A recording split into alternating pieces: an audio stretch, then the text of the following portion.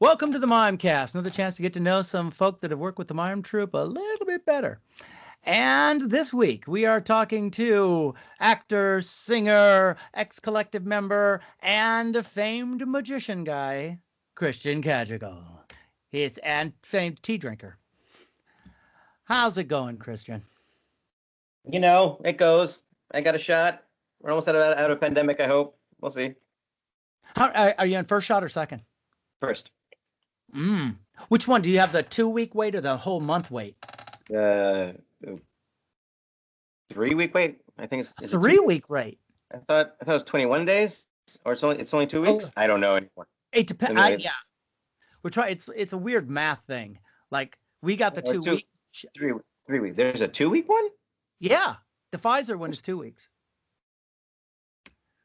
It's weird that we should even have to know this kind of stuff. No, it's a 3-week one. What's the company? I mean, it's Pfizer. I mean, I got the Pfizer on the 8th, and I'm supposed to go back on the 29th. Oh, we got Pfizer on, and it was for Valina and I. It was both a 2-week wait. For those people who are watching in the future, who find this in a time capsule, this is what life is like in 2021. When did you get your shot? There was a plague, and we all had to stay home, but thankfully there was technology. Even after the plague was voted out of office. So anyway, yeah, this is what it's like. We haven't gotten Zachary's shot yet. I actually can't. Some of his friends have because they're in a different county. But in San Francisco, they're like, you got to wait a few more days before you can even set up an appointment. So we'll see. He was like, hey, once I get it, can I get together with my friends and go to McDonald's? It's like not quite, but almost. Yeah.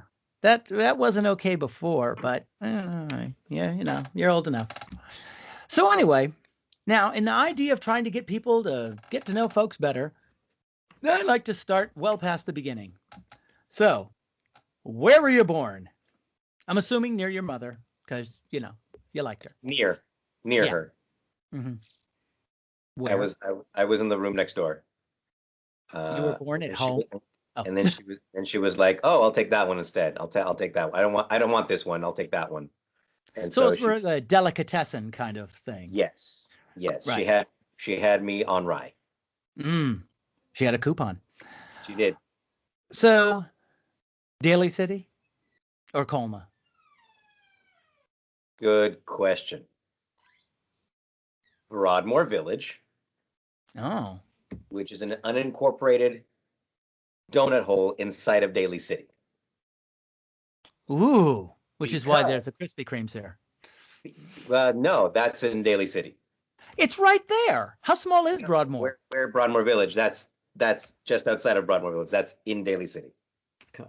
So back in old-timey times, there was a bunch of little towns and cities along the peninsula south of San Francisco in the amorphous borders of San Francisco. And the 2006 earthquake happens. There's a bunch of quake refugees along the very edge of the city, along being allowed to put up tents along John Daly's farm. And then the city starts going, hey, there's all those little towns down there. Maybe we should go annex those, because the city was kind of going, oh, should we annex things? Oh, should we take over that thing called Oakland? Stuff like that. In order to survive, all these little towns in the peninsula started annexing each other and eating each other alive. So there are many more towns here that don't exist anymore. And Broadmoor Village just kept on getting encroached. And Daly City to this day is still taking like one more little street, kind of saying, we all voted, we're going to take one more of your streets. And Broadmoor Village is kind of like, no, we will not go down without a fight, you know. And so we are this weird little unincorporated thing. We have our own Mayberry Police Department. We pay taxes for that. We have no mayor. We have no politicians. We have nothing else as representative. We used to have our own voting situation at the local community center, although a couple of years ago that suddenly changed, and we're all now having to go to Daly City Hall. And I was really grumpy about that. I'm like, I don't want to go to Daly City to vote. It's right there. Exactly, it's all right there. So, it's and that's so You could write down Colma, you could write down Broadmoor Village, you could write down Daly City, you could write 94015, 94014. It'll essentially get to the same address. Wow. So how did your parents end up there? Oh, so actually, I'm sorry. Could you hold on for just a moment? I have to close some doors because Valina came home. That Valina, with her coming home, who does she think she is? Your wife or something? Yeah, I know.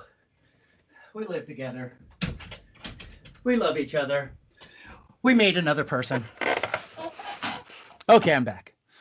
So, your parents. Right now, going, Dad. Yeah, really. And we acted out period. Never mind. No, you don't want to know about that. You shouldn't do that. No. You see, son, what first happened was... yeah, Mommy and Daddy loved each other very much. Watch. Okay, so go ahead. Erase. It burns. It burns, Mommy. It burns. Okay, so your parents, how'd they get there? So Dad's half of the family escaped the fascist dictator Franco in Spain. My grandmother's two other brothers. Well, one other brother was totally like a rebel fighting in the forest against Franco. And then her other brother had actually already come out to California years prior. By way, like, so, I don't know, I can't remember. The myth is that he stowed away in this smokestack of a ship. Wow. He was a stowaway apparently. That's what he said. Made it all the way to like Steinbeck country essentially at Steinbeck time. So I like to think he must have at least like shared a saloon with Steinbeck at least one time, and then made his way north towards San Francisco. In the meantime, a couple decades, 2-3 decades later, I don't know time anymore.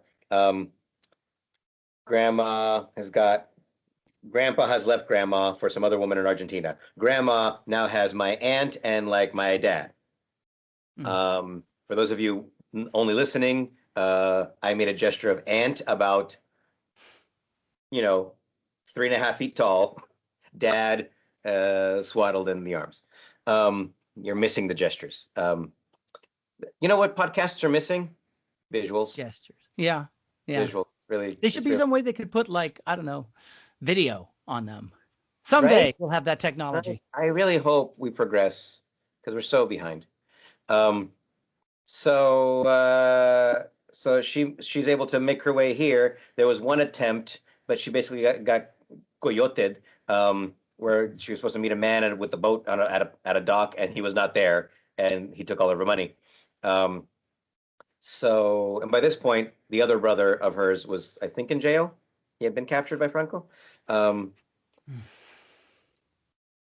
eventually, brother of hers, number 2, who was already here in San Francisco area, he was able to send for her, because you couldn't hop on a ship to the States or anything. Somehow he's able to send for her, I think, via Mexico, because technically those 3 siblings were actually born in Mexico, because colonialism. Yeah. But somehow that worked out where he was able to send for them through Mexico, I believe. And so they got passage to North America and then came here. By that point, it's like late 50s, early 60s. And they lived out in the Mission, out on Florida Street, not too far away from Z-Space, where Z-Space is at now. My dad went to Mission High.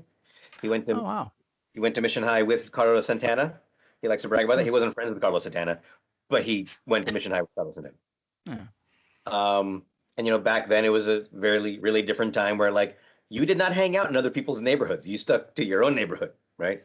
And even though he was essentially like the white boy from Spain, here he was basically just another quote unquote Mexican kid. But he had his crew that he ran with.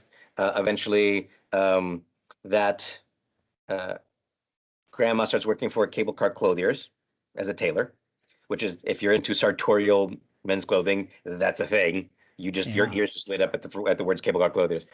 And aunt, now grown, was eventually was working like, girl in the secretary pool, that kind of a thing, right? Mad Men era, right? And dad had his jobs. He was still essentially a teenager. Grandma and aunt, technically also with dad, buy this home in Broadmoor Village. Wow. And although aunt and grandma were the ones actually signing the contract, obviously, 'cause dad was still under 18. But even then, coming here, they're still kind of like foreigners, right? Because Daly City, Colma was very good about, especially in the 50s, 60s, was still kind of like keeping everybody else out who wasn't like white. I'm gonna guess their complexions let them get away with it, even if their accents were kind of like putting people off. And so that was that. And dad eventually enlists in the Air Force, basically to dodge the draft. But still got drafted, and so he had to be like, "Hey, Air Force, I got drafted." So Air Force is like, "Great, we'll take you now." The Air Force was dragging its heels. It was like great, and he'd worked like on ejector seats and that kind of thing. Basically, the most important job in the Air Force, ejector seats. Yeah, really. In the meantime,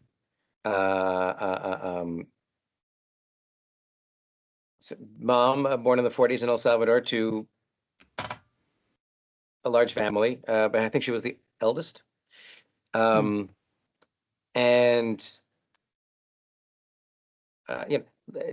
life was not easy being raised in El Salvador, mid-century. And the story she told me was that there was like these families that would run textile mills. And she, like a chunk of the family all worked at these mills, these factories. And one of them was like, and she's already like the eldest or one of the eldest. And one of the owners of these companies was like, "Hey, we're gonna start a thing in New York. We'd love to take your daughter." And she was like, "No way." And her mother, who may have been a rather harsh figure. And that's I'm being kind. Yeah, I had one of those. And so she was kind of like, she was looking to get the birds out of the nest, and she was like, "No, get out of here. It's an opportunity. Go." But essentially, without going into many more details, mom was labor trafficked and to Queens, New York, and was forced to clean house for a family for a few years before they finally started like letting her leave, do grocery runs, began to make friends with a Cuban family around the corner in Queens, and over time, they actually found my mother's brother, who by that point had also moved to San Francisco, and that was only because his would-be wife had already moved up here, and she was like, "Hey, loser, get up here, come marry me."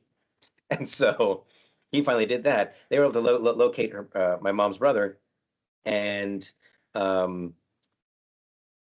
so one day, after many years of, no, man, I mean, kind of like, as far as I know, the chunk of her first half of her 20s were kind of like this, just servitude. And I'm leaving out details of how that went down for her, obviously.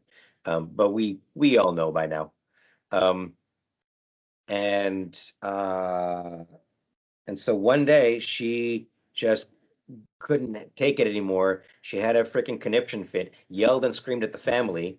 She says to me, she threw all their bedding out the window of the apartment in Queens and ran out the door with like next to nothing. Runs around the corner to her Cuban friends that she had befriended over that time, and they were like, "Well, shit, let's get you out of here." And somehow they were able to connect her, and she was able to get on a plane and get the hell out here. And that's something when it comes up, I'll point out. It's like, yes, if what's happening today politically was happening back then, my mother never would have been able to get on a plane. She'd probably still be stuck in the house, or would have been deported back. But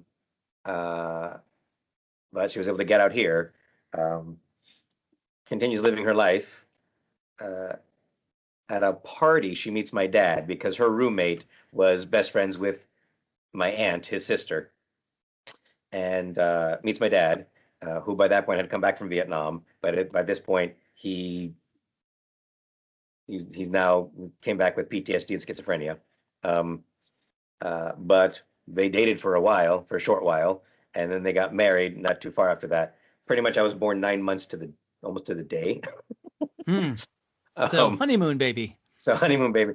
They say they got trapped in a rainstorm along Highway 1. They stopped at a hotel somewhere motel along Highway 1.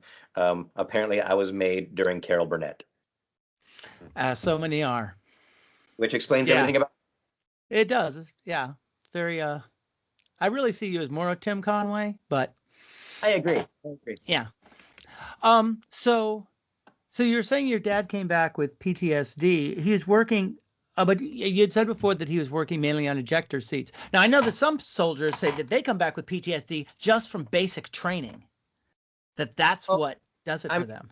Yeah, I mean, he's probably like, he should not see this. I won't go in. There's other stuff. Mm-hmm. He may catch this go by in the Facebook feed. So I'm not going to discuss much more. Right. But he saw stuff. Mm-hmm. And so that things happened. The things that he saw. So he grew up, not grew up, but spent at least his later childhood in the house you're in now.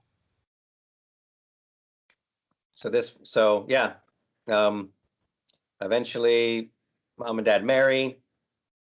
Dad and mom officially buy the house from grandma and my aunt. My aunt by that point got married, moved away.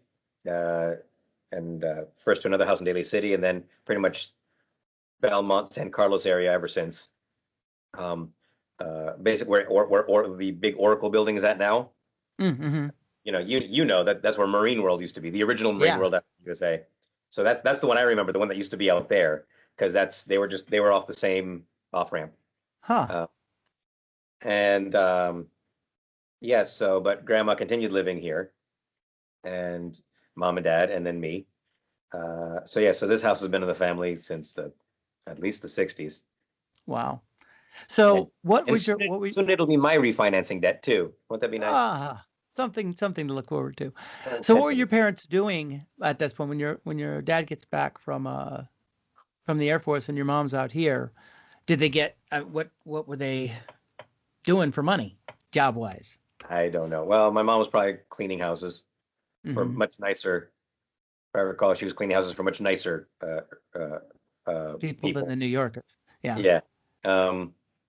And dad, I don't know. I remember for a while he was working at the San Francisco Mint. Oh, really? Yeah. Huh. If I recall correctly. I should ask him. But no, I remember he was working at the San Francisco Mint, like late 70s. Mm-hmm. By that point, he's already with my mom. And my mom was just a house mom, dealing with, eventually my dad wants to know his father, and my grandfather on that side, who was a deadbeat anyways, he's, after decades and decades, wants to leave the woman he left my grandmother for in Argentina. He dashed away to Argentina. And it's like, take me back. It's like, what the fuck? And my dad wanted to know his dad. And so grandpa eventually moves in the early 80s. A jerk. And so by that point, my mom now has to feed me, my dad, herself, my grandmother, my grandfather. Wow. Now obviously that's family more than a full-time job. Yeah. I mean, obviously there's moms who've had bigger families to have to deal with. Still. Yeah. It's a lot. Yeah.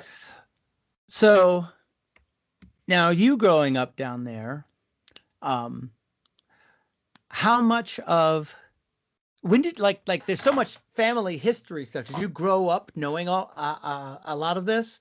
Because I didn't grow up around my grandparents at all. They were 1,500 miles away. So I didn't learn about any family history stuff of, the uncles coming over or people, stowing away on ships or any of that stuff. So did you grow up with this rich family story, or did it trickle, or did you learn it all later?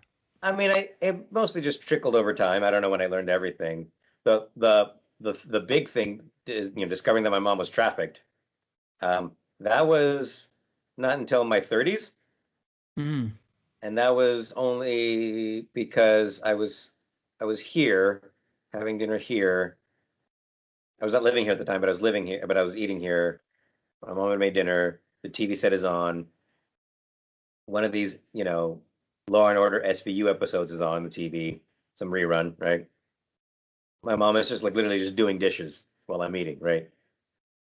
And it was a trafficking story, and just the end of it happens where they opened up some container, some barge container thing, Yeah. and there's people inside, right? And there's all these, so all the trafficking victims are inside, and the light streams in onto their faces, and then the next shot is like the cops, the cops' faces, and then it just fades to black, like dun dun, very Law and Order, right? And my mom's just there doing dishes, going, "Oh, that happened to me." I was like, he's like, "Oh yeah, that happened to me." Like, what do you mean it happened to you?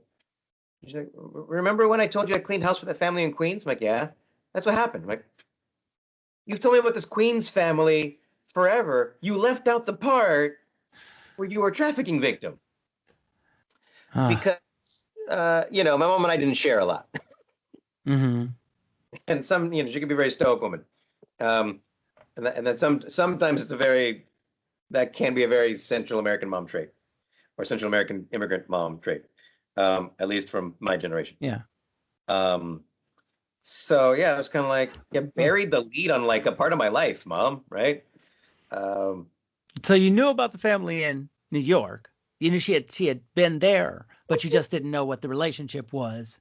I thought, she had nice families she cleaned for here. I just thought those were another nice family she cleaned for over there. She never. What do you think said, all the bad stuff? What do you think finally made her feel like she could say it, or did she just it was just a detail she left out? I don't know. SVU. Thank goodness for SVU and its many iterations. Gotta thank Dick Wolf again. Damn. So they're living there. You're living there. You're growing up, and you're living. Now at that point, you're living with the grandmother when you were a little kid. Yeah, Grandma lived here until she died. Yeah. That was 2001. So what was that like having, because again, like for me, I didn't know my grandmother, my harsh grandmother, whose nickname was Sarge. I met her a couple of times, and she was a Sarge.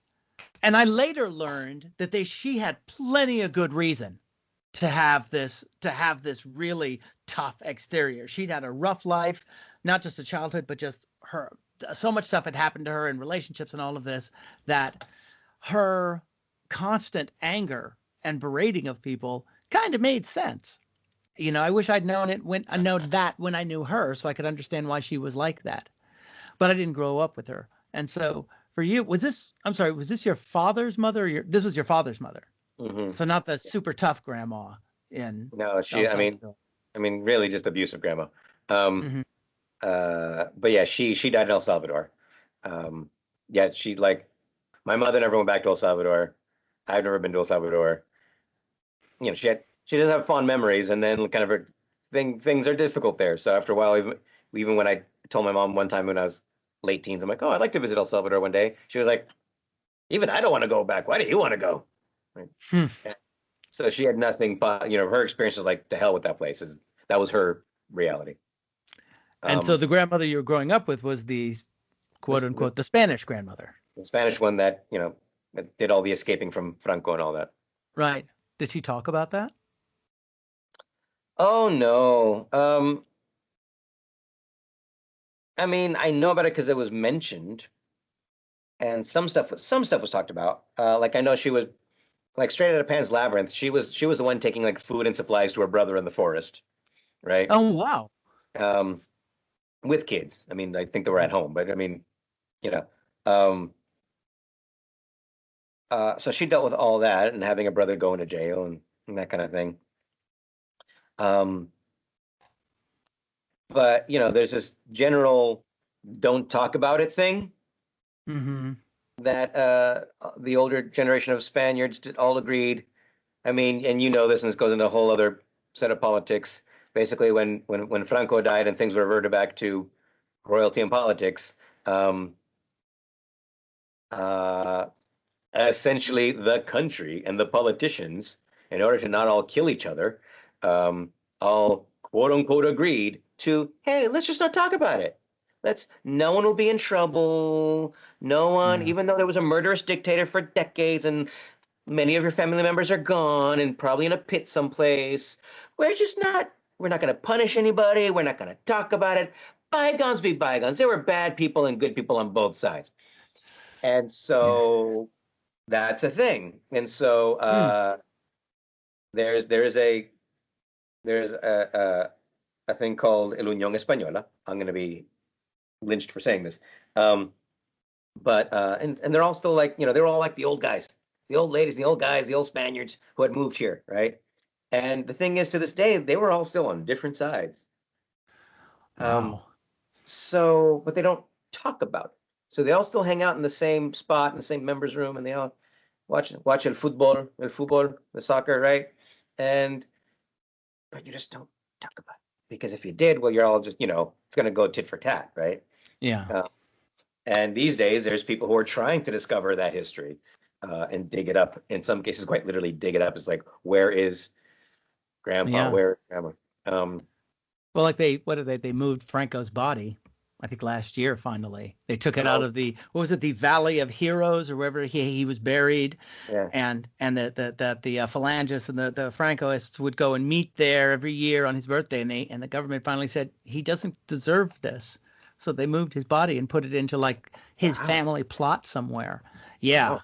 And there was all of this fear that it was going to stoke so much violence, and it kind of didn't. The Spanish had so many other issues to deal with economics and stuff, and whether or not Barcelona was going to break off from the rest of the country, that the Franco stuff, I think enough people were just like, that's a long time ago. But they are still like looking at people. Somebody just went to prison last year for being a Francoist. Really? Yeah. So they've been like, say the last... Maybe when I went there, when I was in Barcelona, the guy I was staying with was very much, we've got to talk about the history of what happened in this country. And he's writing books and plays and movies. That's kind of what he was famous for. And I think with like Pan's Labyrinth and Devil's Backbone, those movies that are about the war started to bring that stuff up. So who knows what happens? I'm guessing all the old guys in the bar that you're talking about probably didn't see Pan's Labyrinth. I don't think so. Yeah. So she didn't talk about it when you were a wee tot. And so now when you were a kid, what was there ever a point like you're a little kid where you started thinking about performing, not necessarily for public or just for family, or that where that performative kind of spirit pops up for you?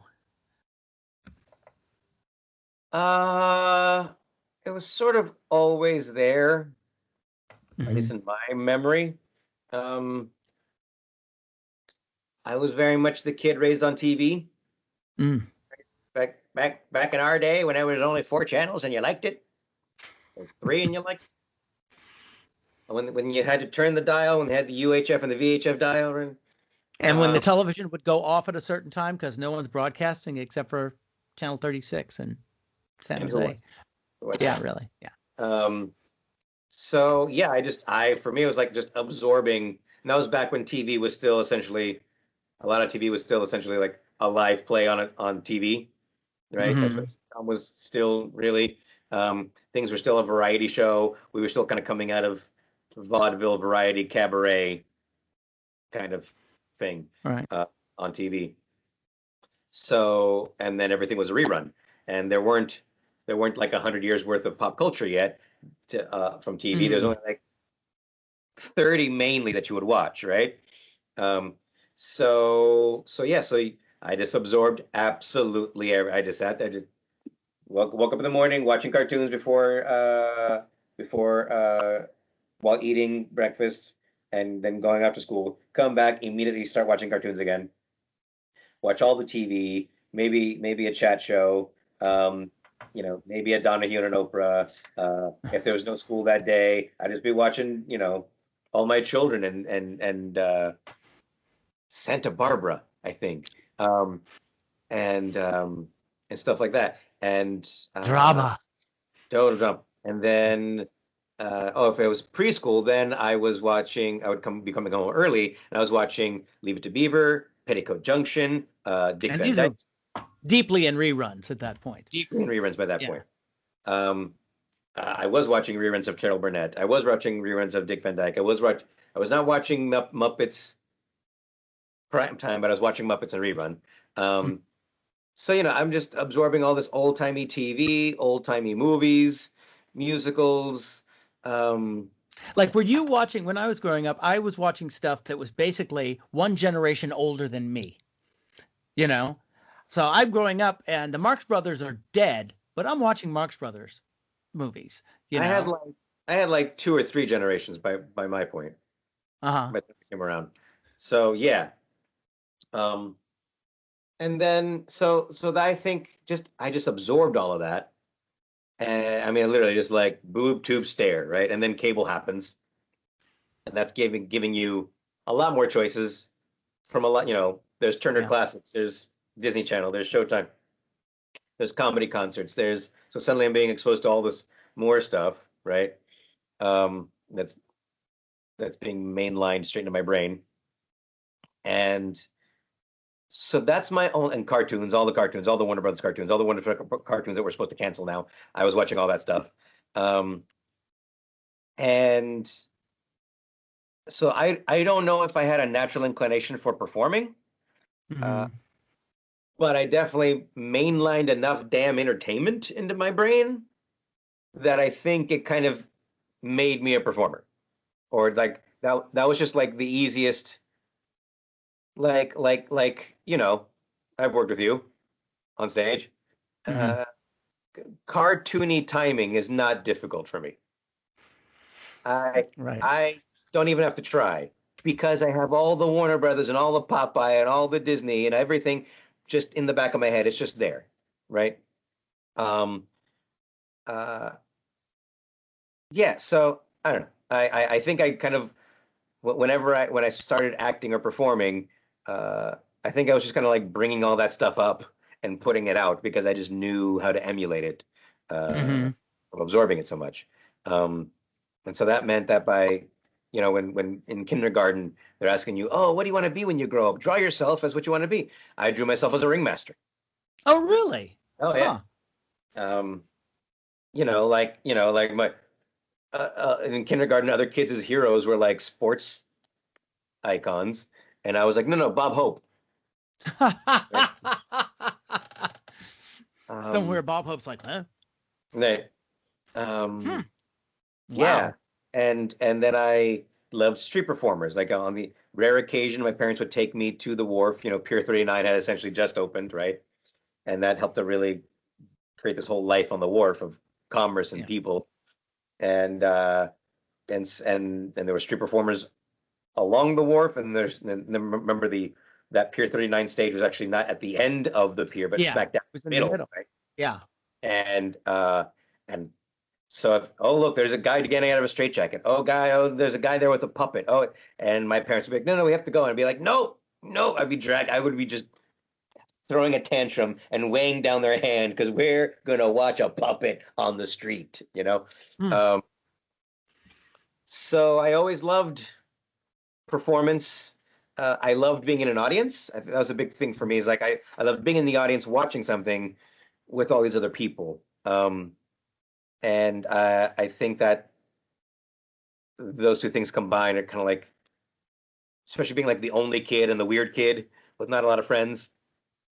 But somehow when I started doing magic, I began to realize, I could do this. I'm actually pretty good at this. I stink at everything else, but I'm pretty good at this.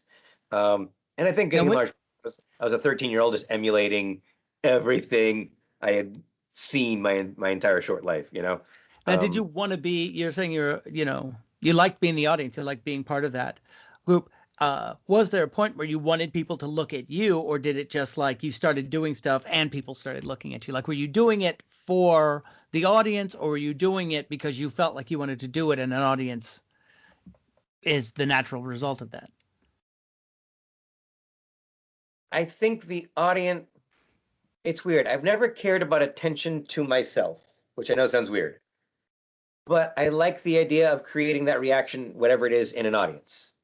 Me knowing I could put on the silly costume and run out there and do this bit and get a bunch of laughs. And I liked, it's a weird thing to explain. I feel like I'm still in the audience. I don't necessarily feel like I'm on stage when I'm on stage. I just like the idea that I liked seeing things that were exciting and fun, and I liked the idea that I could make that thing that I liked. I could create that feeling that I liked. So it's like the whole experience, kind of like the whole thing, not just it being a piece of being in the audience, being on stage, or anything like that. It's the whole thing together. Right. So did you? And at some point realize I can express myself, and that would have the same kind of effect, that I could create that feeling in an audience while expressing myself, sharing something genuine about myself, and suddenly that things just kind of sunk into a deeper level, kind of shifted into a different gear for me. Did you start by performing for your family, or did you at school, or what? No, it was just the occasional stupid gag I'd pull on the family. Just like I'd walk out with slippers attached to my knees and a robe, mimicking something I saw, copying something I saw Tim Conway do. Or no, Tim Conway, and then also Mel Brooks and Spaceballs. Oh, when he's I can't remember the Yoda, not the Yoda guy. And I would walk out with one of my dad's bathrobes, and I rubber band 2 of his slippers to each one of my knees. I kind of walk out. So it'd be like family over for some family party, and I kind of walk out, shuffle out, right, looking like I'm a little short person, and everybody would laugh because look, Christian's got slippers on his knees, and he looks so short. It's so funny. So I did stuff like that, and then but I did a couple performances. I did a couple of formal performances in school. Went into late high school that actually did my own magic show thing. But now why because there's so many different things there. You could do juggling, puppetry, magic, just singing. I was in singing groups and we performed out on Pier 39. So what was it that attracted you specifically to magic? Because that wasn't something from the Carol Burnett show or anything like that. I mean, I'd seen Copperfield specials. I remember those, right? Let's see. I loved puppetry. I loved ventriloquism. I loved stand-up comedy. I was watching Eddie Murphy when I was too young to be watching Eddie Murphy. I was watching Richard Pryor when I was too young to be watching Richard Pryor.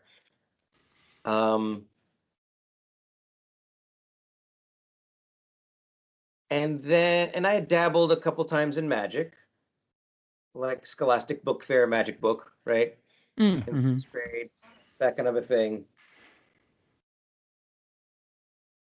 And again, I'd already seen David Copperfield do cool things on those big network specials that apparently the world would shut itself down to go watch. But for me, it was already like a 2-year-old rerun on Showtime of Harry Anderson, who played the judge on Night Court, who has his rich history of everything from doing mind reading to genuinely being a con artist, like Shell Game on the Street, to street performing, to comedy clubs, and then eventually becoming an actor. And he was doing essentially his own comedy concert on Showtime, and it was this combination of, by that point I had already seen street performers and I could see some of that edge in him of the street performer.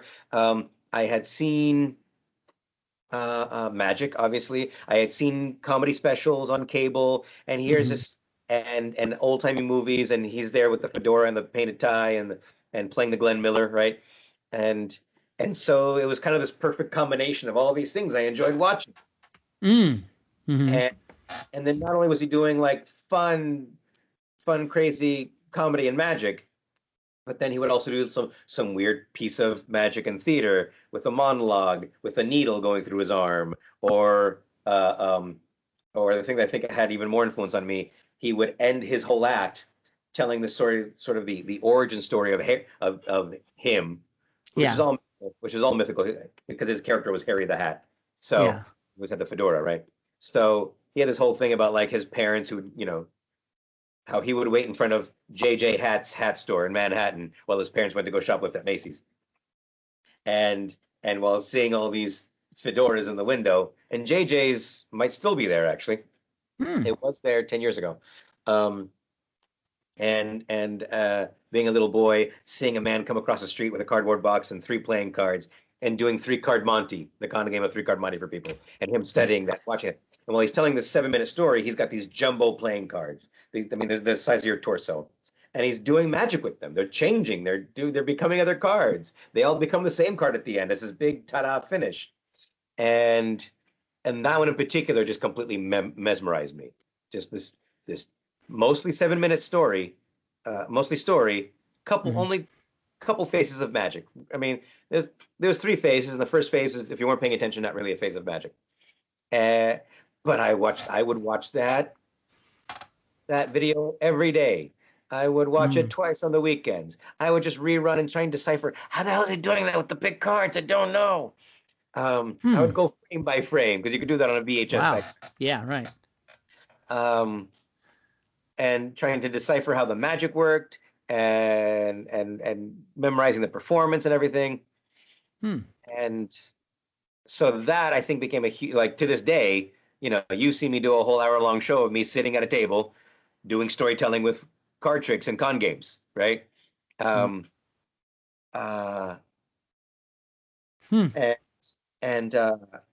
then shortly after that, remember the TV show Evening Magazine? Right. It was for those of you listening that don't know, there's a local magazine show at 7:30 after the news, or after Jeopardy and after the news. And it always take place. It was always human interest stories, and it always take the hosts, Richard Hart and Jan Yanahiro. Am I getting that right? Yeah, I think so. Yeah, I believe so. And they would be hosting it from a different locale, like fun restaurant or store throughout San Francisco. And this one weekend in August, it was from the House of Magic on Chestnut Street at Fillmore in the Marina. And I was like, Mom, I want to go there. I want to go there. And we went. And the next day they took me. They're like, okay, fine, we're going. And bought my first magic trick. And pretty much that was like, I had dabbled in magic once or twice before that, but pretty much like 1988, August of 1988. From that point on, I took slight breaks, but pretty much I never stopped magic and performing. And later on, I got into high school acting because I wanted to be a better magician. And then, what happens? You decide to become an actor. And so I fell down that rabbit hole. I also like to point out that that the grandfather, who was kind of a jerk, died the day after I went to the magic shop. Ta-da? Yeah, exactly. And that was the same weekend of, do you remember this? The Harmonic Convergence? Yes. Yeah, I remember that. Yeah. That was, for those of you who don't know, it was when all the planets were going to align for one day or something like that. And people were wearing pyramids and things and foil on their heads to align their energies. And everybody's saying that's going to, like when every sort of celestial event, people will say spiritually, oh, that's going to be a time where we're out with the old and in with the new, right? It's Age of Aquarius. Everything is always out with the old and in with the new. Well, that's the very weekend where I really just went to found out about the House of Magic, went there and never stopped doing magic ever again. And my grandfather died. So it was a big change for both of you. So it was a big change for both of us. And I think that all worked out for the better. Wow. Yeah, it's interesting, that when you were talking about, saying to your parents, I want to go there, take me there. That's the kind of thing in some ways that parents kind of dream for. And it sounds weird, but that point where your kid is super interested in something, and hopefully it's not, illegal, but something that when they actually show a passion for something. And even if you're not into it, you're still like, it's not like I want to support you. I mean, I don't know if your parents were thinking, great, we've got a magician in the family now, as much as Christian's really into something. And that's neat. That's something that he can do, as he continues to form to be a person and get off our backs for a little while, and by doing something that's his. So it's an invigorating relief for parents when their kids suddenly become passionate about something that's interesting to them, at least. So by this time you're like, what, middle school? Sixth or junior grade. high, as we called it. I was entering sixth grade. Mm-hmm. Now you were saying before that you were kind of a bit of a loner in school and stuff. Was that because you're so strange? Or or were you not hanging out with the groups on purpose? Just out of curiosity. I mean, yes. I never did well in groups, just kind of too overwhelming. To this day, I always look at groups with a little side eye. Like, even groups that I technically should be a part of, out of culture, ethnicity, age, whatever, I always kind of go, Our mutual friend Rami says, oh, it's because you don't like cults. Yeah. And well, it's true, I don't. But I mean, Rami's like, oh, because you grew up in the Bay Area. And it's like, oh, well, I mean, I guess cults were a thing in the Bay Area at the 70s and 80s. And Rami's like, that doesn't matter. It was in the water. It was in the air. It influenced you. You don't like cults. Yeah. And so part of it's like, I'm always kind of wondering how the group is going to lose its mind and do the wrong thing, because they all kind of get carried away with each other. Also, again, but social ability wise, I sucked at that. And so a group was just kind of like, to me, all groups, all parties, all gatherings were a giant merry-go-round, and me trying to figure out how do I grab on to the pole while it's moving, catch up. Like one friend at a time was always easier for me. But I was my mother was, because of her trauma, very overly protective to the point of keeping a thumb on me. And so I couldn't really do much of anything. We haven't gotten into it, but it's like, you can imagine, with all the energies in this house, things weren't great. Things were the opposite of great. So yeah, just kind of like, I was always like in my head, and I mean, I don't think I became a sociable human being until I turned 40. Before that, I was you're sociable? I mean, mostly now. Yeah. I mean, I think between age like 25 and 40, I was just faking it. And around 40, I think I finally learned how to be a sociable human being, and trust myself to be a sociable human being. It's not all it's cracked up to be. So, I mean, it's interesting because, like, you're saying the thing about the cult, and I was like, no, I grew up in the Bay Area, but I'm not super social either. I've never liked going to parties, and I'm really like one or two people. If I do end up at a party, I find one person or a couple of people to talk to, and then I leave. So there is that kind of a certain amount of distrust, which is weird because I'm in now 2 collectives. But two? What's the other one? Yeah. Actors Reading Collective. It's a long story. Actually, it's not, but I won't tell you about it now. So stop with the collectives. But if I could get enough collectives, then we could all be a collective of collectives. Stop with the collectives. I collect them. I know what I'm saying is sacrilege. Stop with the collectives. I collect collectives. What can I say? So when you were in middle school, everybody we both know, by the way. I've just offended everybody we both know. Yeah, they'll be fine. So when you were in middle school, were you performing for your friends or people? People. Yeah, I don't know how I started showing magic tricks. I think it was carryover from I did a couple like talks, I forget about what, in sixth grade. And Hmm. so some of that and that had some magic in it. And so then kids would be like, oh, show us a magic trick. And that kind of was helped Oh. to get me out of my shell. But even then, like as soon as I was done, I don't need to be looked at. Uh-huh. Like I don't need attention unless I'm showing you something I've well rehearsed and I'm good at. Hmm. Um, uh, and so that kind of carried over to junior high because junior high was just across the street from grade school. So it kind of carried over. Oh, hey, that's Magic Man over there. And, I would get called that.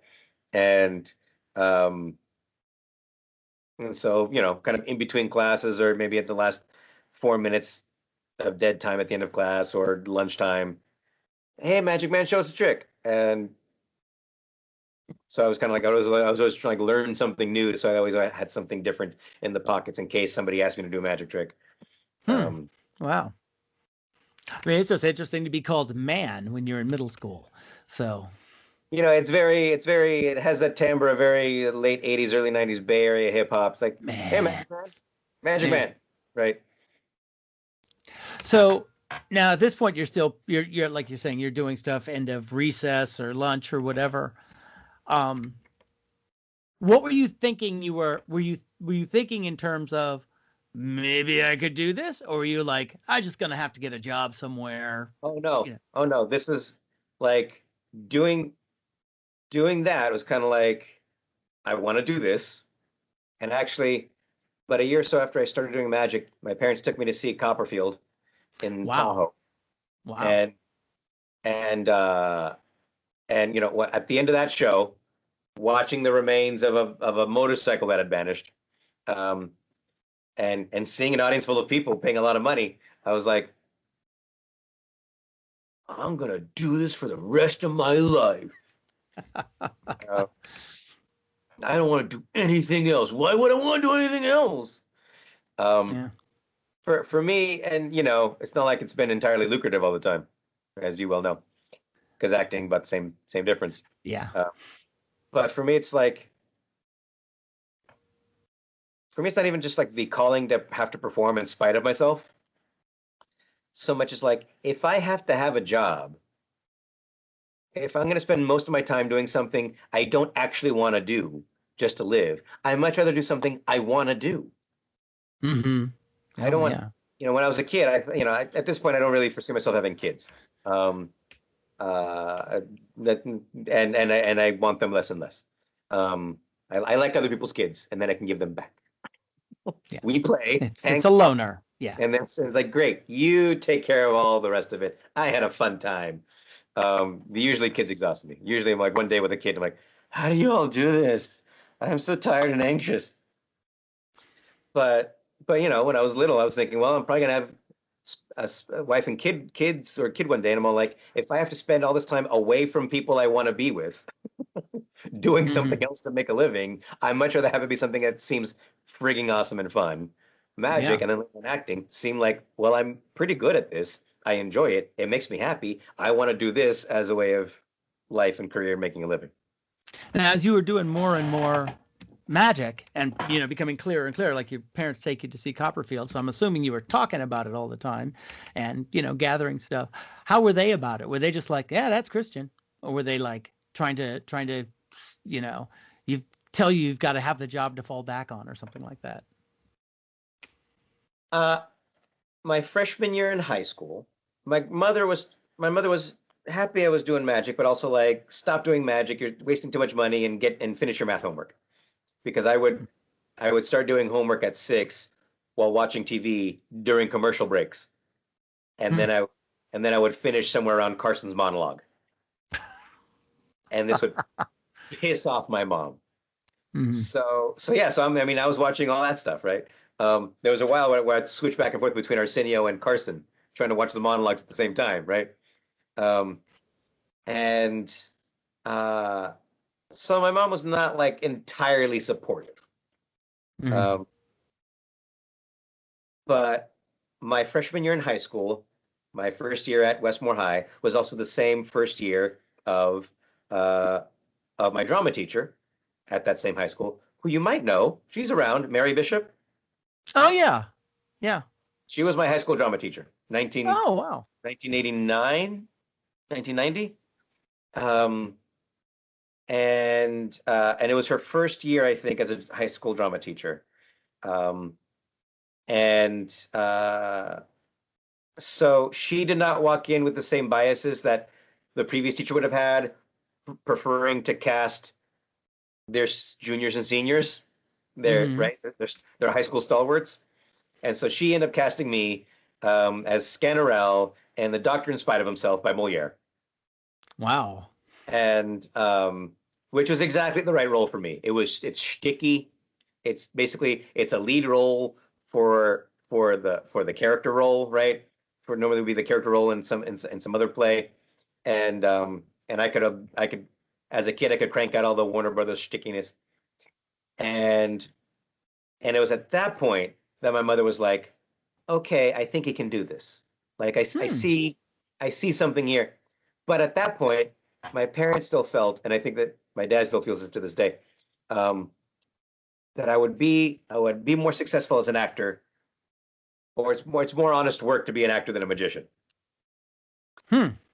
Because an actor is an employee. You know what I'm saying? It's that right? Yeah. And really, if I were a smarter person who didn't want to only be in the arts, I'd be spending a life doing corporate work, making a lot more money than any actor you and I both know.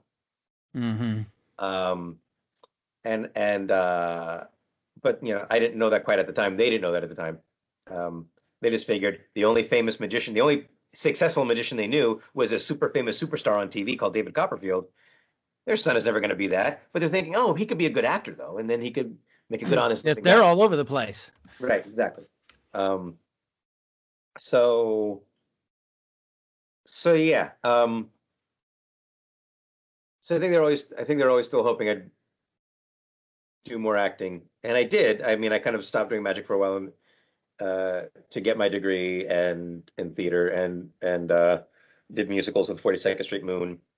And just as I was telling myself, I don't want to be the short, funny one in a musical anymore, and I don't want to be in a musical anymore, this jerk named Michael, selfish man, picked me out of a TBA weekend of auditions and whisked me away into the world of musical theater, political comedy. You're welcome. And I have been traumatized there. I'm still in therapy now. Well, hey, I'm here to make therapists make sure they have a good living. Now, when I saw you at the TBA, so when you were in college, before that, so when you were in college, and your degree's in theater acting, and is that the period where you were like backing off? You backed off a little of magic? Because you did some magic in college, right? I still did some. I still kept up with it. I was part of the magic community that was starting to really develop here in the late 90s, early aughts. But I was back and forth. My life was still pretty much mostly acting. I didn't want to do corporate entertainment. Right. It did not suit me. Especially back then, I would say the most successful, even today, the most successful people in corporate entertainment and magic are the people who look like they can maneuver in the corporate world. So white guys, middle-aged white guys. Because that's who you're playing to. That's who you got to, that's who's, maybe it's the assistant who's hiring you, but that's who you have to impress. And I'm in my 20s. I've never been any taller than 5'2", 5'3". I looked younger back then than I was. No, I couldn't. I had no money for a suit. No one's going to take my butt seriously, right? I did not know about the college market back then. But even then, I knew nothing about it. Nor did I know how to access that world. Nor did I have the money to go do a showcase at NACA or whatever, right? Right. And I wanted to do, theater and do magic for the public, not privately. Now, so you start doing musicals, which is a specific thing. When Yeah. did you start singing? Oh, I can always hold a note. Mm-hmm. To this day, I just say I can hold a note pretty well. I'm a good character belter, sometimes a decent singer. So yeah, I could always pull that off. Mm-hmm. And yeah, and I knew I could be the character actor in a classic musical. Mm-hmm. I knew I could pull that one out from the, like Matthew Graham Smith says, I have this, like, collection of characters in a closet that I pull out. And he's not entirely wrong. I mean, when you're doing classic musicals, you're pulling out tropes. Right. And I could, if you're a pseudolus, you're a pseudolus. Right, exactly. And there's usually a pseudolus in every musical. Right. Yeah. So how long after you got out of college and before I cast you, how much time was that? Oh, not at all. I graduated 2002. The following year. Oh, see, yeah. I didn't know you were that young out of college. I wasn't that young. I was in college for too long. That'll do it. So I was 26. Oh, okay. But I was at College San Mateo way too long, just trying to get the first half of stuff done. Did not realize that I would have gotten a fee waiver, because my dad was on 100% disability by that point because of Vietnam, PTSD, and all that. So I could have gotten a vet's fee waiver from SF State. If I had known that from the beginning, I would have been going to SF State the whole time, and probably would have been out in 4 to 6 years as opposed to 8 years of college. But also, I kind of was like tired of school coming out of high school, so I took college a little slower and got like the job in retail, was interning for a magician. So I kind of did other stuff. And then I was ready to leave College San Mateo at year 3. The counselor was like, "Oh no, you need more classes to be able to get to SF State." And no, you don't. If you want to transfer in as a junior, officially, that's true. But at that point, college, those delineations don't mean anything. Just get your credits and leave. But nobody tells you that. So I ended up sticking around one more damn year, unnecessarily, and then getting to SF State, realizing the whole thing would have been a damn free ride. So I get into SF State, get into the theater program, and discover it's so impacted. Roy Conboy was my first chair, and I think he ran to being the chair of the theater department at SF State. And there was one day where he basically all the students of the theater department had Roy come into the studio theater. He went to go meet them, all of us. We're all crammed into the studio theater going, there aren't enough damn classes. We can't actually go to school here, nor graduate, those of them who'd already been going. So he was able to figure out something to kind of grease the wheels for people to get by on these credits or that credits, and did everything he could for us. But it was so impacted, I realized, oh my God, it's going to be another 4 years of school before I can actually get the damn hell out of school. I'm sitting there going, I'm going to be 26 when I finally graduate damn college. And so I chose to start auditioning off campus because I thought I need to have a resume by the time I graduate. I don't want to have no resume at age 26. And so at some point, so I somehow got the TBAs once or twice. I lucked out with the lottery, right? Getting into the TBA auditions a couple times. And I think that's how I got into 42nd Street Moon, how I got called back to 42nd Street Moon. And they were, Greg McKellen was really the person who cast me the most. And bless him for doing that, because I would have had no resume without that. And I had a fun time getting to do those shows and play those parts. Because it's great being the second banana, because you get all the best lines. You might actually get one or two awesome songs. You're on stage for maybe a total of 20 minutes. Right. And you get all of the applause. Everybody loves you at the end, right? Right. I was dating an ingenue at the time, and I think that upset her. Yeah. Because she'd be working Yes. her ass off, and I'm all like, I'm just doing shtick. I'm having a good time. You enjoy your hard work. Yeah, right. You go on out there and have your love scene and sing your slow songs. I'm gonna go out there and go yada da da, and everyone's gonna love me and talk to me. Shower me with love. Yeah. So then when I saw you, I'm not sure if it was the first time I saw you at the TBAs or the second. I really can't remember. But yeah, when I saw you, you didn't like. That's why I was like, you just got out of college. Was it the first time? I don't know anymore because I don't know how I got into 42nd Street Moon. To me, in my head, it was the first time, but maybe I'm wrong. Maybe it was the second time because I don't think I would have auditioned for 42nd Street Moon cold. Like I wouldn't have known who they were to audition for. Mm-hmm. So I guess it was the second time. Yeah, you came in. Was your first show with us was Veronique? Mm-hmm. Yeah. And and I was just writing that, and I knew that I wanted it to be super cartoony. And so you did whatever that monologue was, where you stripped off your shirt and waved it around. And Well, you were looking because you had both Amos and Victor who were going to be taking the summer off. mm-hmm. So you needed people. You needed two new people. And yes, I was doing the Jane Martin, Jack and Jill, nice guy monologue. Right, that's right. Yeah. Which apparently I think I came to discover everyone had done that weekend. You weren't the only one. I wasn't the only one.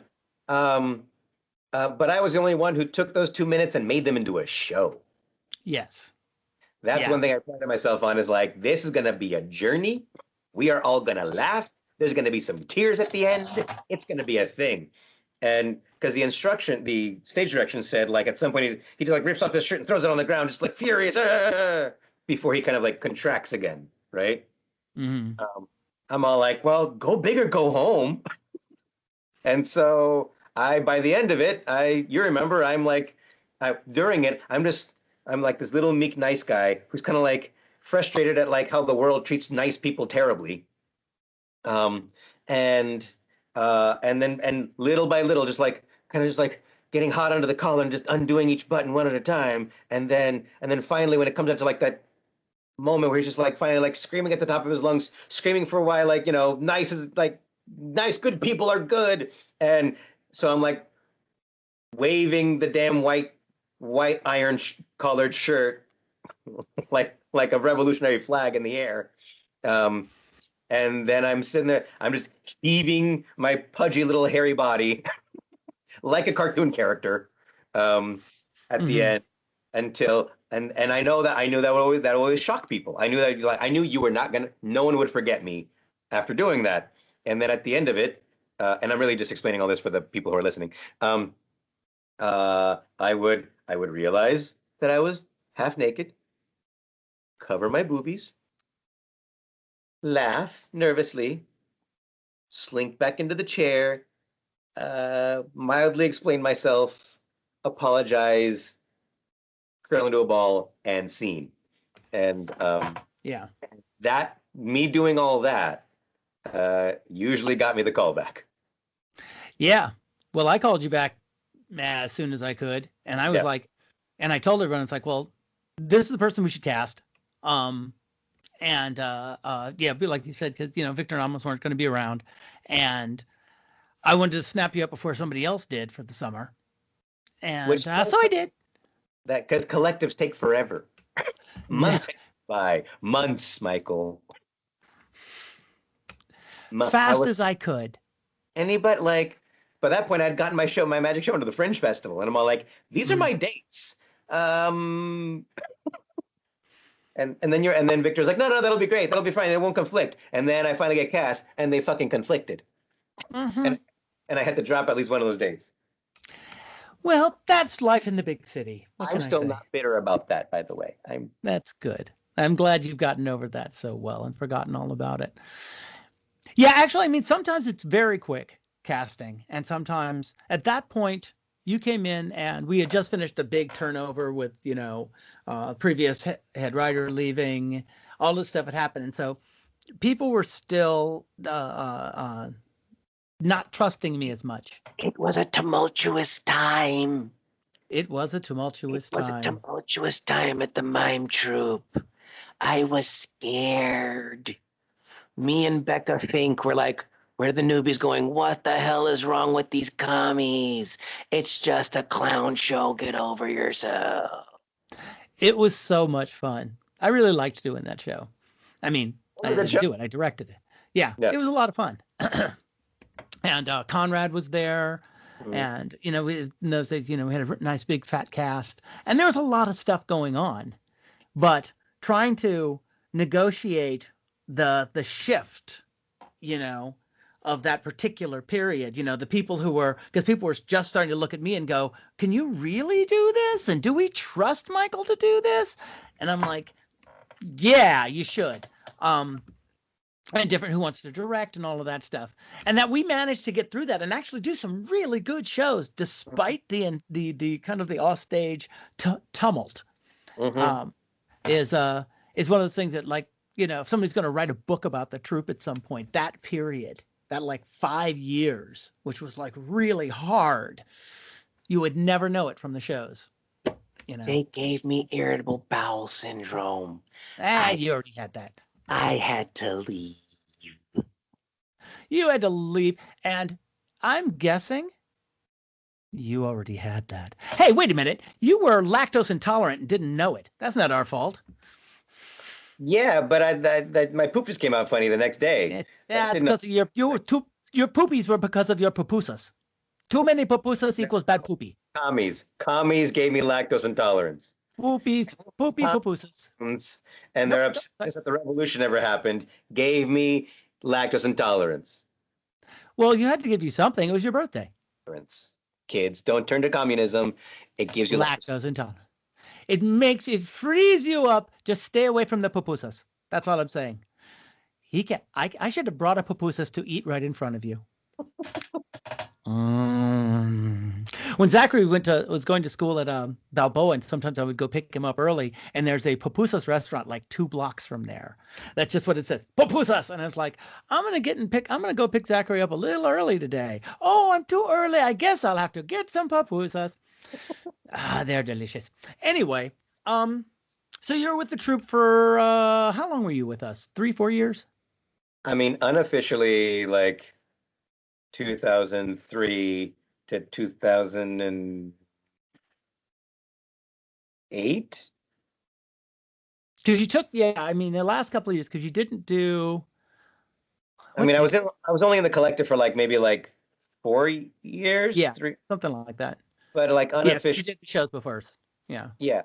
I remember one time. I can't remember what show we were touring.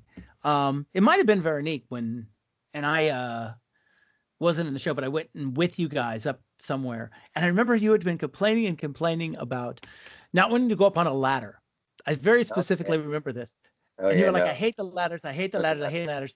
And we were loading into someplace in Seattle, and I walked in, and you were standing on the top of the ladder on the "this is not a step" part, tying something up because you were so frustrated that it was just taking so long.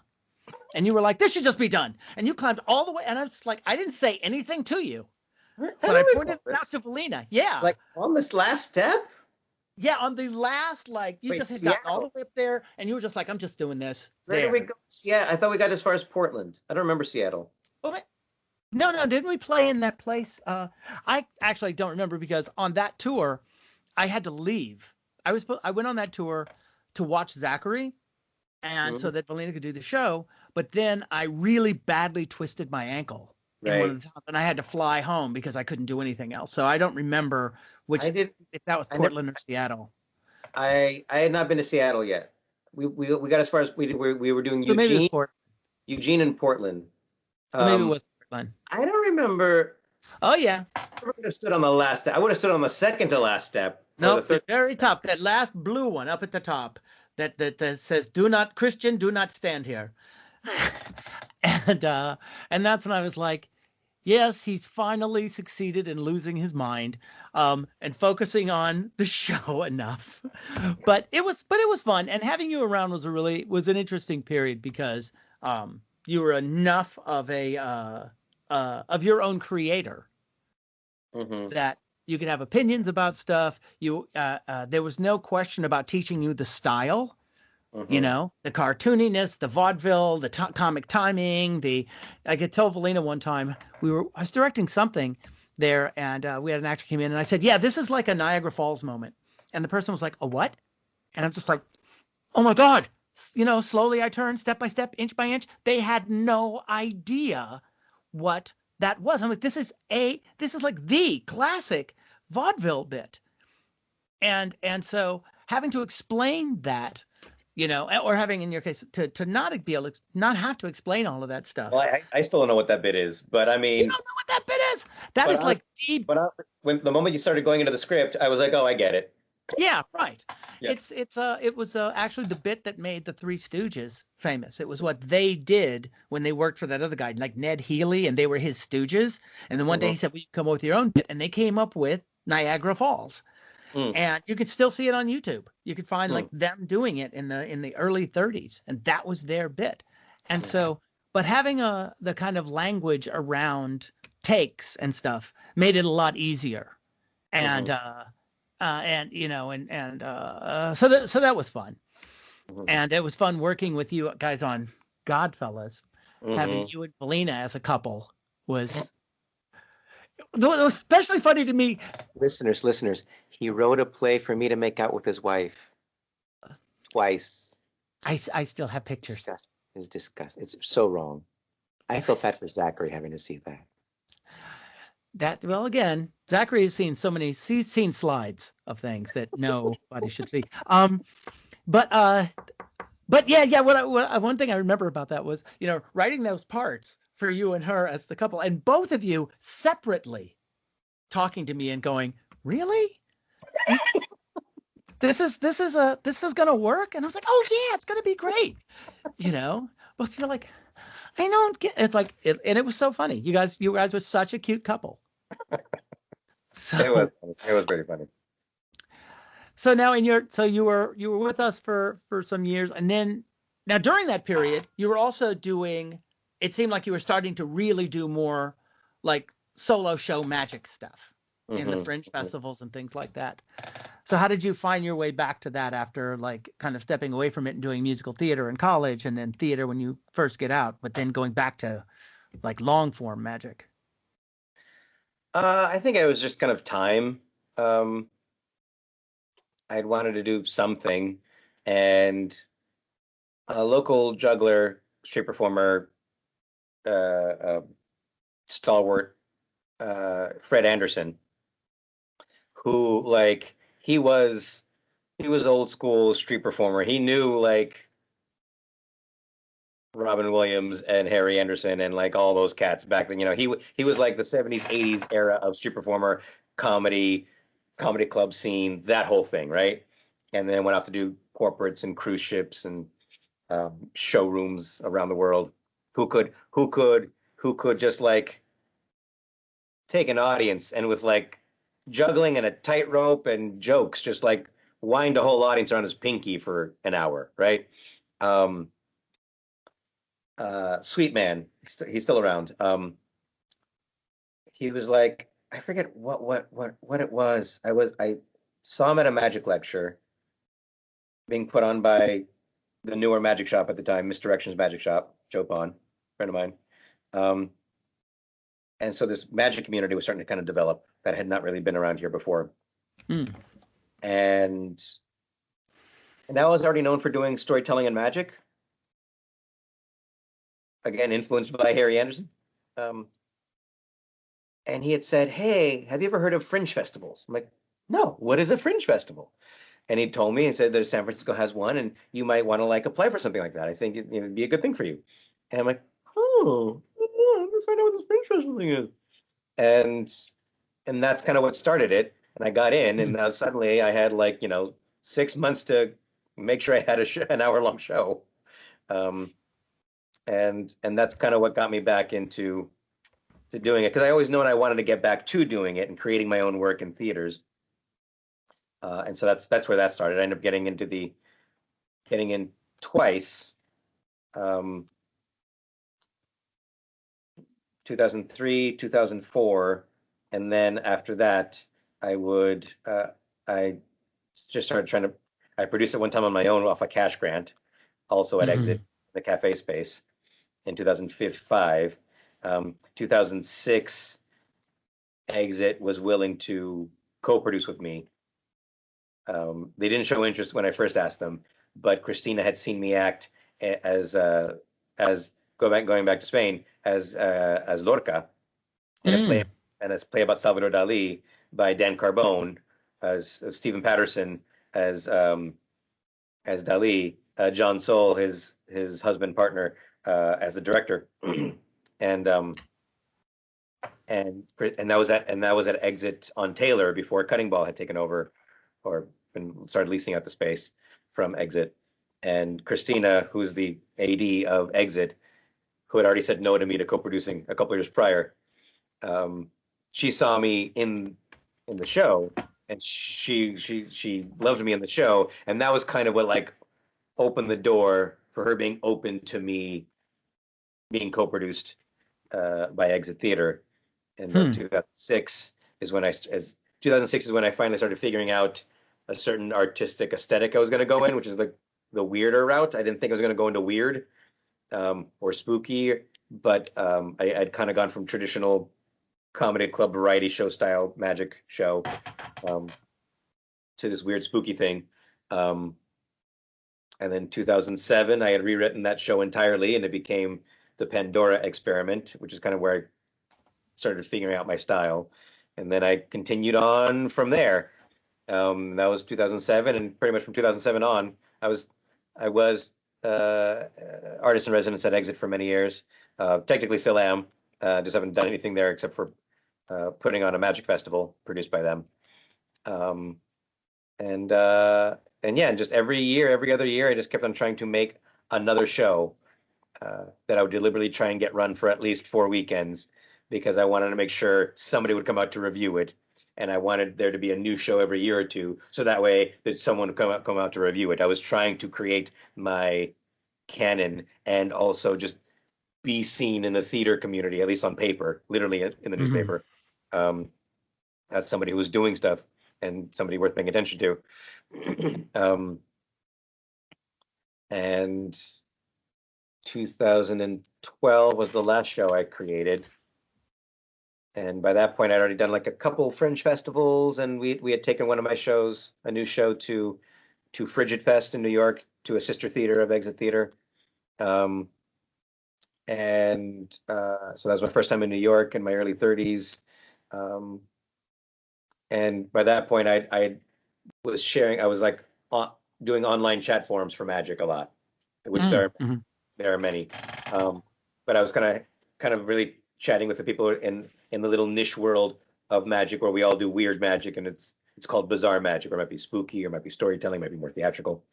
And so I kind of like was sideways acquainted with people online in New York, and so I kind of began to develop these friendships online that became real friendships in New York, starting in 2009. And then continued doing a few Fringe festivals over the next few years. Eventually got to Montreal Fringe and Edinburgh, and then after years of that, and by this point my mom had passed. I lost my job, economic recession, so there's no job to be had. I'm broke as a joke. I had already come back to take care of my mom before she passed, so I've just been here ever since. Because my dad is, again, mentally ill. Just my mother did not want him to be alone. I was like, yeah, I understand, Mom. So I continued I've been here with my dad ever since. And that has its good points and bad points. Yeah. Now, after you left the troupe, did you go back to doing a day job after you left the troupe? Yeah. I had another day job, minimum wage file clerk, part-time gig. But it was something. It kept me off unemployment because that was running out, and they were nice people who actually they were okay with me taking a chunk of time off. They just said, "Cool, just make sure you delineate your jobs to other people and then come back." And so that worked. So they were okay with me leaving for New York for 2 weeks. They were actually really supportive. This file clerk job at an insurance brokerage, Cal Insurance, that's still out on Taraval.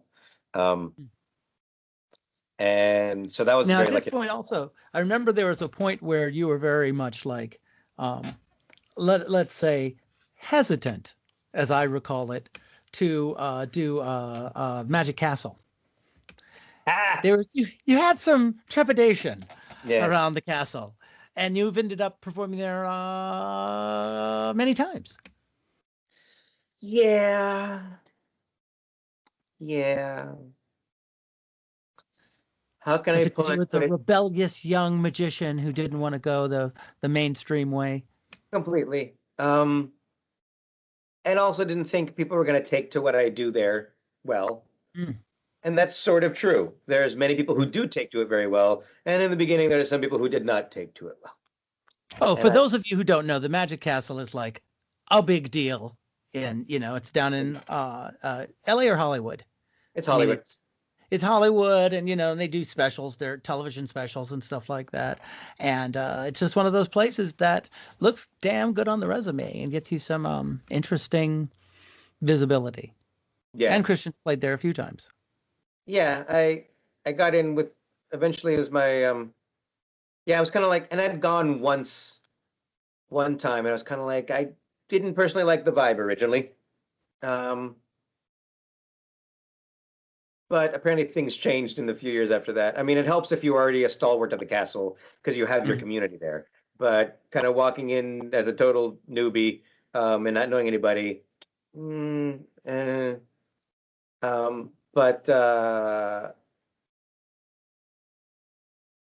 few years later, I befriended this mentalist named Paul Draper. Now it's still one of my closest friends. And he was very much a castle performer, usually once or twice a year. And we're very different styles, but we complement each other very well when we perform. He's kind of this big Pavarotti body who's a mentalist who's jovial and fun and bearded and knows things and speaks various languages, and he's good at being the mind reader because he can psychologically dissect you. But he does it in a fun, jovial way. And he can take a big drunken audience and just own them real fast. And I'm like the quiet, and I'm being like the quiet storyteller or the quiet, weird, creepy guy. And so I can't handle that audience with my persona. And so he kind of like helps to like deal with the audience, and then like I come in. But I had been poo-pooing the castle, and I'd become friends with him. And after a year or two, he's all like, "Why aren't you trying to audition for the castle?" I'm like, "Oh, it's not the right thing for me." And he was he's like, "I know what your dreams are. What are you willing to do for your dreams?" I'm like, "You jerk. And so I auditioned. I mean, I sent in a video link of a 20-minute set for Close Up Magic, and I sent like a little online package saying, "Hey, you don't know me. Here's who I am.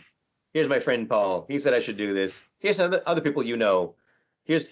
I literally had pull quotes from regular performers at the castle in an email because I knew that would help. I knew I'm cold emailing the booker, and even included links to American Theater magazine because I had been there one time and stuff like that, just things to legitimize me.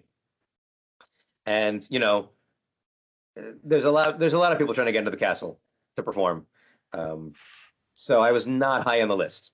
But the booker said, "Just stay on my radar. Email me once in a while. Let me know you're there and available. And I probably won't be able to get you in here yet, but I'll get you in here eventually." And it took about a year, but eventually I started performing with Paul, doing like a two-performer set.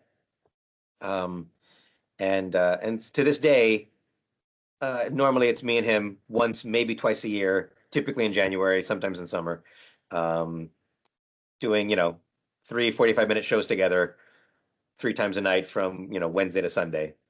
And it's like I was going to say, when you're like, it took about a year. For some people, it's like a year. They've been waiting decades to get into the castle. Yeah. Yeah. So, but I mean, that was all because Paul, when the booker who had already booked Paul a bunch of times said, "Hey, Paul, I want you to do a two-person act. You pick who it would be." Paul said, "Well, Christian." And so the booker was like, "Yeah, great, that works." And so Cool. that was how Paul got me into the castle finally, is kind of with him through the side door, you know. Huh. I should also say for years when Christian was actually, I think after you had left or right when you were leaving the troupe and you were working on your own stuff and I was working on the troupe stuff, Christian and I would get together sometimes every week at the middle of the night for cocoa, Mm-hmm. the drink. Just to be clear on that, there's no euphemisms here. And we were just like, No, it's a euphemism. It's a it's euphemism. totally a euphemism. Yeah. It's a euphemism. Yeah, we would get together. Normally he'd be in town for something. It could be the dead of summer, and he is Yeah. still. This is I'm talking to the microphone, and he is still getting hot cocoa, like in July, like in Yeah, July. I don't drink coffee, and so we would get together in the middle of the night and get like pie and cocoa or salads and something, and we would talk through ideas. He would talk through the shows that he's working on, what he's creating, and I'm talking through like Mime Troupe scripts or 1984 or whatever, and we were like kind of like trading back and forth ideas to kind of test out viability of things. How does this work? What do you think of this? And it was super useful, just be able to have somebody that we're just bouncing stuff off of each other. I mean, there was a period there where it was like every week. If it was when it's coming up to summer, so it's coming up for the Mime Troupe shows and it's coming up to the Fringe. And that's when we're both creating stuff. And for like a couple of months, I think about that. What it must have been like, for Valina, it's like, 9:30, 10 o'clock at night. And I'm like, and I get a text, and it's like, oh, Christian, we're going out for cocoa. And she's just like, okay. And I'm thinking, what a trusting wife, Honey, I'm gonna go out with another man. Yeah, right. Oh, and also when we had our son Zachary, there was a period I was saying to somebody else how, when Zachary was a little kid, there was a period where I was directing a circus, an all-woman circus, and clowns, these 3 clowns or 4 clowns would be watching Zachary, and the other person who watched him was a magician. Christian would be watching Zachary periodically, so it was magician and clowns, and Zachary still hasn't figured out some of how you made some of those things appear.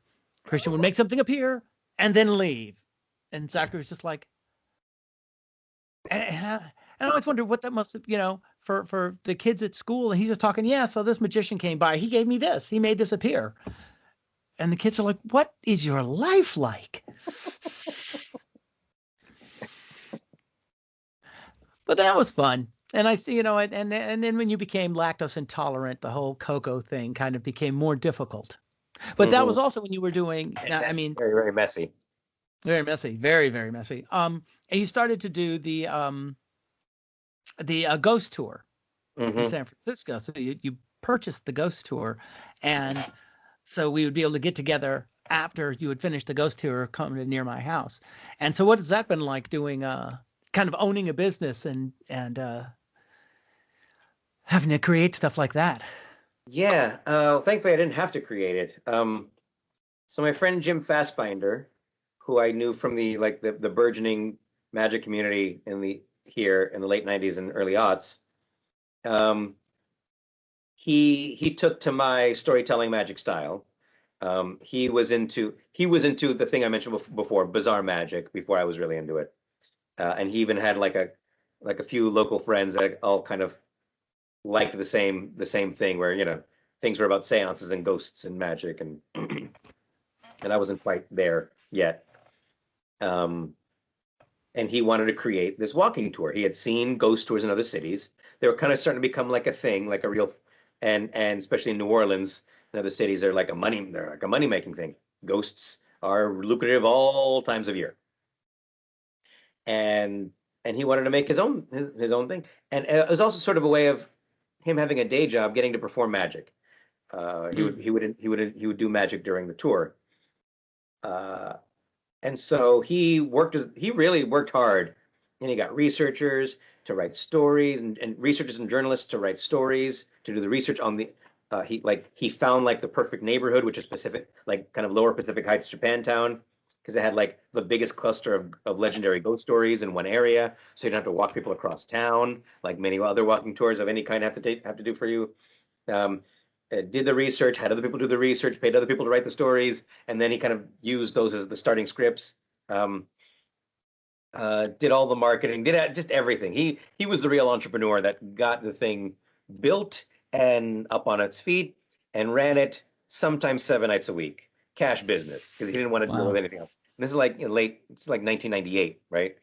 And it was like only $20, and it was like a 3-hour tour, which worked out fine back then because you couldn't hop on your phone and find 10 things to do that day, right? It was like $20 for each person in the family, maybe $10 for the little kids, and you had your whole evening's entertainment in one night from one guy. It was a perfect thing, and he built it. It grew. Was very successful. Halloween would be crazy packed. Halloween season would be crazy packed. He left his day job because he financially could. That's how successful it was going. And then I would work for him a little bit as a researcher as well. And then I began to like give some tours for him on off nights. And but it was nothing I was intending to do for the rest of my life. It was just helped me get through college a little bit before I went off to do more theater.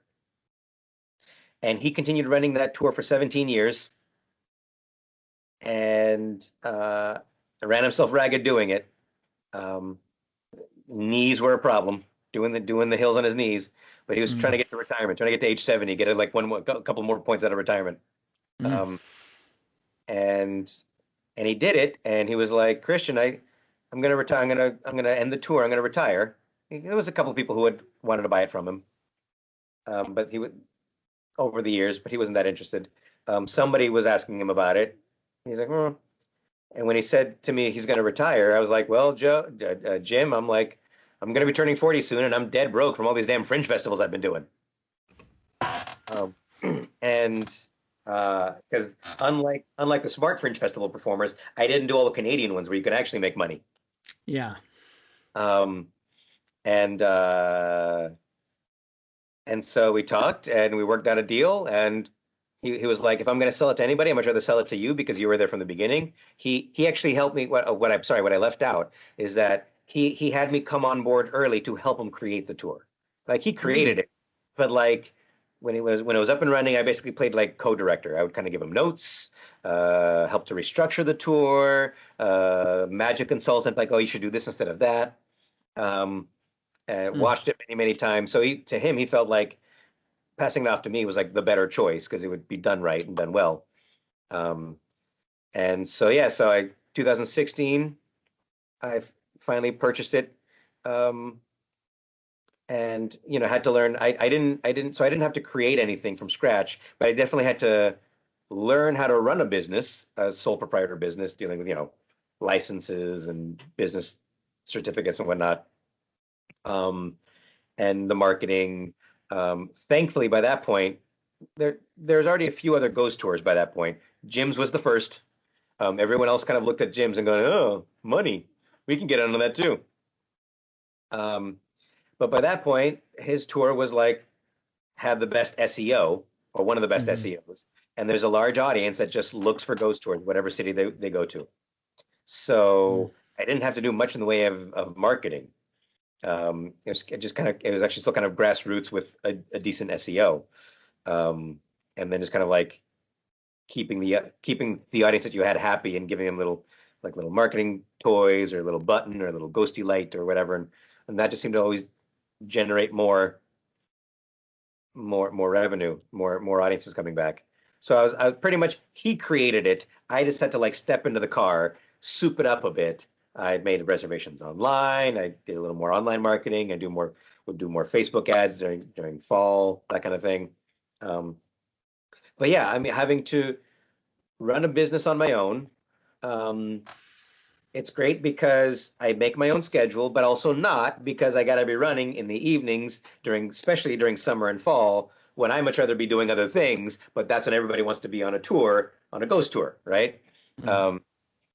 and dealing with competition, knowing that people are choosing other tours over mine, and what can I do to get them to choose mine, and learning how to soup up the website, making my own website, and stressing out about all these things because there's no guaranteed income. There's the projected income from the past couple of years, but you're not promised that same money this year. So hopefully you're doing all the right things and people will come back and take your tour again. And thankfully people have. I have gotten people who've taken the tour multiple times with Jim and then multiple times with me. Wow. I've taken, not a lot of ghost tours can say that. Not a lot of any walking tour can say that. I have changed the tour a chunk. I've subtracted things. I've added a couple things. I've subtracted things. I've made the tour shorter. And because I felt like people kind of 20 years ago, you could do 3 hours. These days, 90 minutes tops. But always Jim created something that was greater than the sum of its parts. So even when I've taken things away, it still works and people love it. And it's not unusual that people will come back a couple years later. People have gotten engaged on my ghost tour. Wow. I had one kid come from the East Coast. She was going with her mom to a Girl Scouts thing in Hawaii. I'm making this up, but it was something like this. And they were stopping here. They came on the ghost tour because she was into ghosts. She loved it so much that when her dad was going to come through town, she came with Dad and said, "Dad, you have to take this ghost tour with me." Even little kids are. So there's something there that's working in spite of itself. That works even in spite of what I've taken away. Now there's only like maybe one or two magic tricks on the tour. There are days where I'm not in a good mood and I don't want to do this tour, and it still works. But that also meant that I couldn't do as many theater shows anymore. So I had a bit of an existential crisis about that. But I also needed the money, right? And this is like I had something. I'm grateful to have had this business. But later on, I realized that I could there were times in the schedule in the year that would dip, and I didn't have to I could kind of go, I could not work these 2 weeks. So I might be able to get away and do like a couple nights at a theater here and a couple nights in a theater there.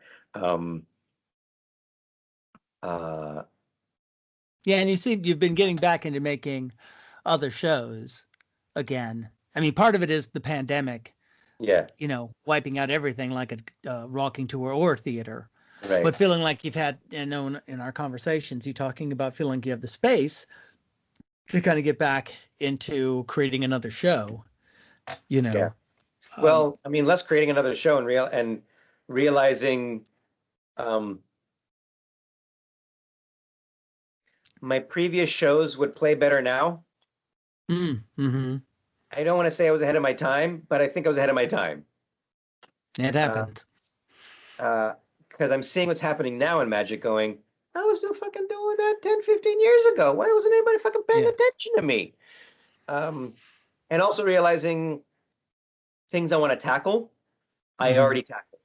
Things I wanted ways of being able to address what's happening in the world today, I realized, I already did that show. I just didn't know that's what the show was about. So you could reinterpret it now. Yeah. And maybe shade it in a slightly different way. Right. And people go, ooh, this is so timely. Right.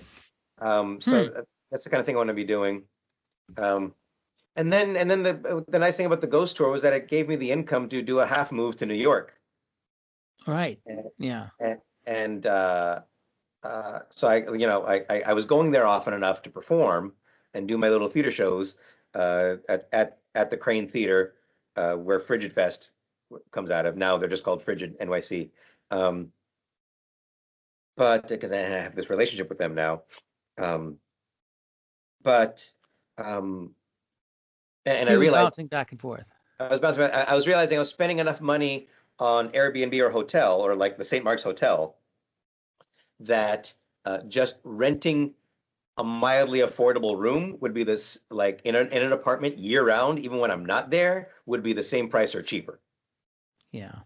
and I would have to spend more money like getting a bed and getting some furniture and whatnot, but realizing like, oh, I would know exactly where I'm going every time I go.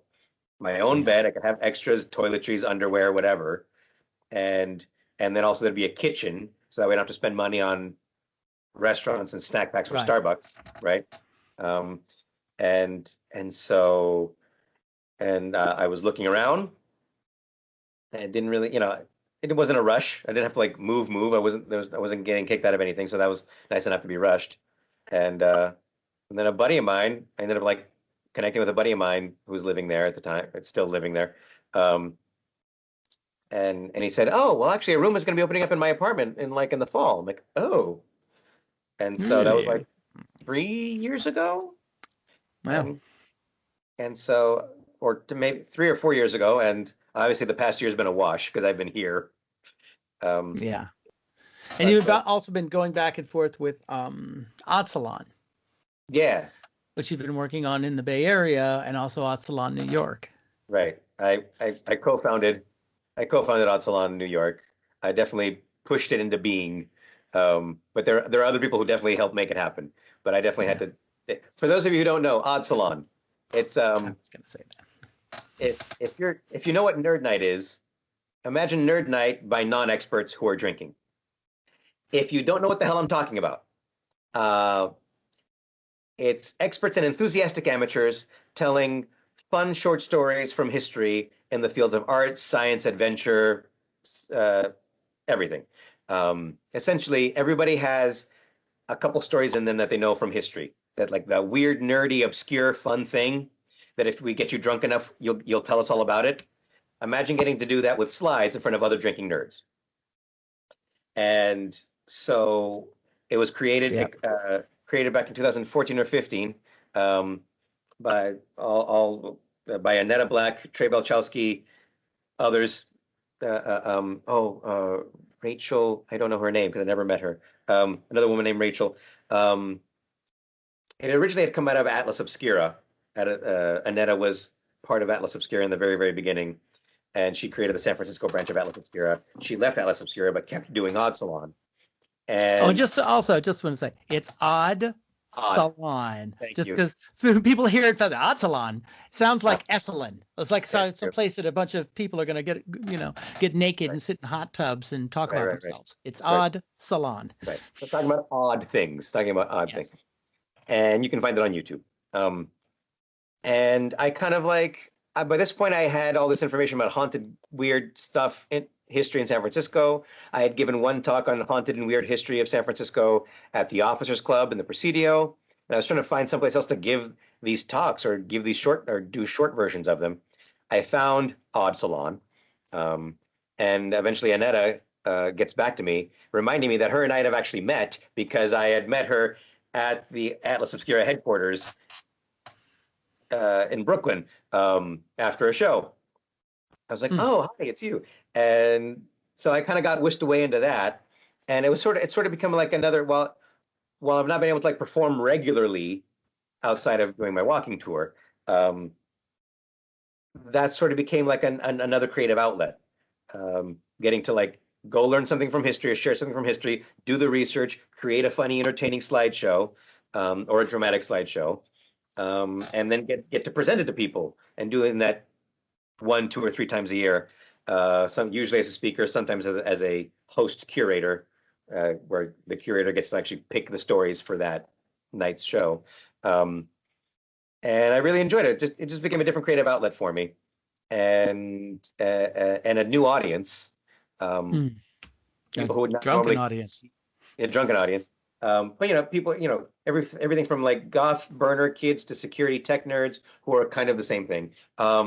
And people who just come from different other cultures, subcultures of San Francisco, that normally would never know who the hell I was. And now, at this point, I've gotten recognized on the street more for that than I do for my own walking tour, my own magic shows. Wow. And so, I think it's the horns. It is the horns. It's true. It's the horns. It's horns. And it was just a new community of people. Like we talked about. I kind of look at communities and groups of people with side eye, and this is kind of like a group I could work with, And so it exposed me to a new group of people, and that's very much enriched my life in ways I wasn't expecting. And yeah, and I was spending more time in New York, and I thought to myself, there should be one in New York. And so I was kind of like knocking on the boss's doors, so to speak, going, hey, New York, I go to New York all the time. I got a theater. They're down. Let's do this. And it took a while for them to kind of think about it and figure out what the plan for that would be. But yeah, we were just kind of starting our third year of doing it there, and then pandemic happened. Right. And that's where we are now. Now it is time for us to stop. Yeah. I only say that because we've been talking for an hour and 51 minutes. Yes. Yeah, time really whips by on these things, because we could spend another hour just talking about pandemic time and all the stuff you've been doing, all of the shows and learning how to, reconfigure things to be online, and doing private shows online, and doing the ghost tour online. All of this stuff that Christian is still managing to do, and we're just coming out of it in summer. So maybe, by the summer, I wonder, like, when you start doing the ghost tour live again, do you think you'll do both live and online? I don't know. There's lots of talk. Magicians were among the first people to really jump on board to the Zoom thing, because they had to make a living. Not all magicians, a lot of them poo-pooed it, but the rest were going, well, we got to make a living somehow. And in my opinion, it's the thing that kind of almost works the best, because it's a combination of interactive and visual. Right. So the same interaction we'd get in person, we can actually make work online, weirdly enough. Right. But there's a lot of talk of like, well, what's going to happen? It's like most of us believe there'll always be some form of a virtual show and a virtual event. Now the companies have decentralized, but not all of them have. And definitely, I think people are going to like want to be with people when this thing is over. So I think the demand for it will tamp down. But I mean, the great thing about it has been, being able to perform for people around the world. Yeah. I mean, it's in the same thing, the Mime Troupe. It's like putting a show up and going, oh my God, somebody in New Zealand listened to that, and somebody in Russia, in Brazil. So it's even if you don't do it as much, it's still a chance to kind of get the word out. Whoa. Right. Sorry, one of my lights just popped off, which clearly means it's time to stop. No, the battery just died on my external light. It's ghosts. Ghosts. So, no, it's pupusas. It's pupusas. So anyway, well, that's it for the MimeCast this time. Thanks, Christian Cagigal, for being here. And check out all of his stuff. Check out his website, and of the many things that he's doing. And if something's coming into your area, Christian will probably, like I said, Christian, he's touring around. He's doing shows. He's got stuff online. Check him out. And I will see you next time. Bye-bye.